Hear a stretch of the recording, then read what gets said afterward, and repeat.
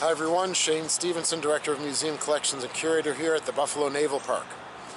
Thank you for all of your views. Our update from last night has gotten a lot of views, a lot of comments, so I'm going to try and dispel some of those here today, or some of the questions. Please subscribe, ring the bell. We have a lot of great content, not just about the Sullivans incident, of course, but other great content about our ships. But getting on to this update here, all right, I'd first like to point out, take a look right here. You will see that is the remnants and the line, the ring of contaminated water. And as you can see, that was where her list stopped. So all along the windshield here, she was that deep into the water when this first occurred. I'd also, if you can see this, I'd also like to point out that the two crews T&T and Bidco Marine are beginning to mark up where the spaces are below deck. I know they're using bright orange. I don't know if it can come out on the screen, but that says forward boiler. All right, so we're looking at the boiler room. The forward boiler room is about frame 110 to 130. And as we head aft, we'll see some more writing on the bulkheads, on the deck houses, and on the main deck itself. So they've divided the ship up into three, A, B, and C, which is like the compartmental codes from World War II. A is bow, B is midship, C is stern. They feel really good about A. They pumped out in total about 27,000 gallons of water, and then they stop. All right, so that's the test procedure that is trying to solve two different things. All right, one is to see what water is incurring after they pump out X number of gallons, and also then to begin calibrating with section B and C to be able to raise her at roughly the same time. All right, so A, again, about 27,000 gallons of water were pumped out. The water incursion is relatively low from what we've been told, so they feel really good about the bow. It's the midsection, section B, and the stern that is giving them some angst. Listen, this is giving all of us angst, all right? It's, but just to tell the story,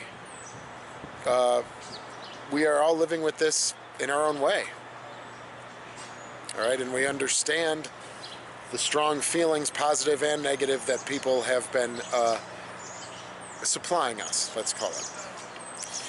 So B, section B, which will be the two fire rooms, the two engine rooms, that is obviously, that's the last part to get pumped out. They don't want to begin bringing the ship up. I mean, those cut across multiple platforms. So that would be like you're standing in a 3-story space, right? So they want to get that, they want to get the stern and the bow pumped out first, and then slowly work on that area B, and then hopefully that will bring her up. They are starting night operations, which I found interesting in our update today, our update meeting today. So starting tomorrow, they will be working at night as well. So here we go again with the, if you can see that right through the gate. Again, they're writing the spaces on the main deck. So there's frame 130, which then leads aft to the engine room, while forward is the aft boiler room. And also you can see it written right there, all right, with the deck hatch and a pump coming out. So again, at any given time, they're using 3 to 5 3-inch hoses and pumping. Then they stop and they test and they see where the incursion is coming in. I will also say, when this first occurred, there's the 3-inch 50 platform. I was able to look and see that whole deck on the 3-inch 50 platform when she first went down and listed. So they've brought her up about 50%.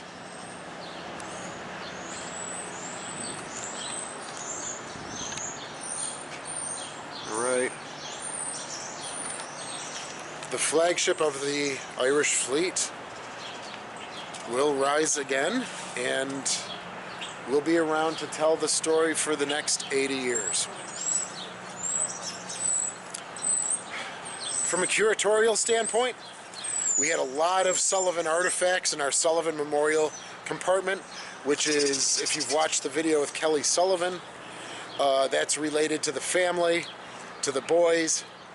Thankfully, all of that has been cleared out.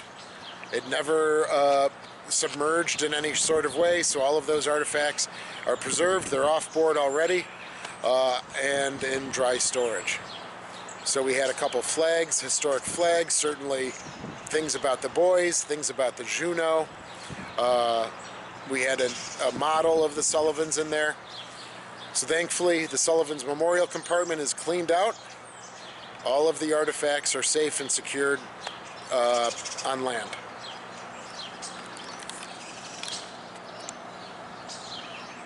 All right, everyone, that's the update for today.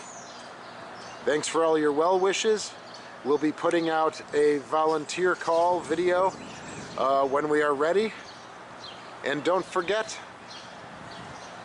we will be coming to you live this Wednesday at 8 p.m. for Shane and Steven's 2000 watch. And we'll see you then.